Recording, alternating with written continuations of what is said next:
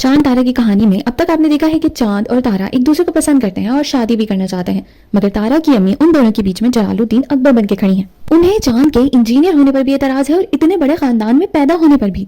अब तो उन्हें एक नई वजह मिल जाती है और वो है चांद के कजन हाशिर का खुफिया निकाह। इन तमाम बातों को वजह बनाकर वो पहले तारा को और फिर चांद को अपनी बेटी देने से साफ इनकार कर देती हैं। चांद तारा की चौथी एपिसोड में हमने देखा है कि हाशिर अपने निकाह की खबर से नाराज होने वाले घर वालों को अभी मनाने में लगा हुआ होता है और उसकी सास अपनी बेटी के साथ उनके घर रुखसती की तारीख लेने पहुंच जाती हैं। साथ ही वो इस बात पर भी जोर देती हैं कि हफ्ते के बाद वो यूके जा रही हैं और 3 साल बाद वापस आएंगी, इसीलिए हाशिर और उनकी बेटी की रुखसती इसी हफ्ते में ही होनी चाहिए। हाशिर के अब्बा तो उस पर गुस्सा होते ही हैं, मगर हाशिर की अम्मी चप्पल लेके उसके पीछे पड़ जाती हैं। दूसरी तरफ तारा की अम्मी अपने जानने वाले डॉक्टर और डॉक्टर के बेटे को अपने घर बुला लेती हैं ताकि उनसे अपनी बेटी के रिश्ते की बात आगे बढ़ाई जा सके।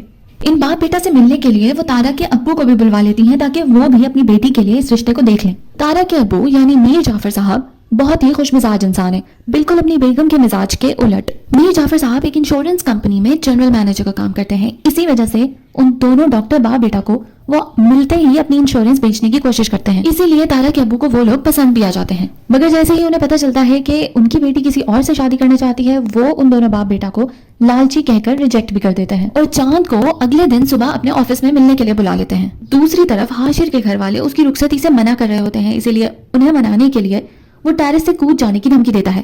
पहले तो सब घर वाले लॉन में जमा होकर उसे मना करने की कोशिशों में लगे होते हैं, मगर फिर जैसे ही उन्हें पता चलता है कि घर में सूजी का हलवा बना है, हाशिर को छोड़ के सारे घर वाले अंदर सूजी का हलवा खाने भाग जाते हैं। अगले दिन सुबह सवेरे पूरी तैयारी के साथ चांद मीर जाफर साहब यानी तारा के अब्बू के ऑफिस पहुंच जाता है उनसे मिलने।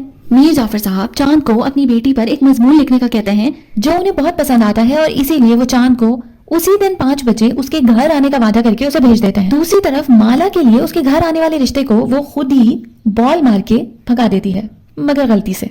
जब मीर जाफर साहब अपनी बेटी के साथ तैयार होके चांद के घर के लिए रवाना हो रहे होते हैं तो तारा की अम्मी ये कहकर सख्ती से मना कर देती हैं कि जब वो चांद को रिजेक्ट कर चुकी हैं तो चांद के घर जाने की क्या जरूरत है। मगर एक लंबे बहसों मुबाहिसे के बाद वो लोग चांद के घर पहुंच ही जाते हैं और इधर चांद के घर खवातीन चूहा मारने पर लगी हुई थी और मर्द हजरात मतीन साहब के नाम पर आए हुए 10 लाख के टैक्स के मसले को सुलझा रहे थे। खवातीन का चूहा भी पकड़ा गया और उस पेपर को पढ़ के ये गलतफहमी भी दूर हो गई कि वो मतीन नहीं बल्कि किसी मुबीन नाम के इंसान का टैक्स है। और सभी लोग बारी बारी ड्राइंग रूम में आकर तारा से और उसकी फैमिली से मिलकर बहुत खुश होते हैं। अगर आपको मेरी कोशिश थोड़ी सी भी अच्छी लगी हो तो प्लीज इस वीडियो को लाइक, शेयर और चैनल को सब्सक्राइब करना मत भूलिएगा।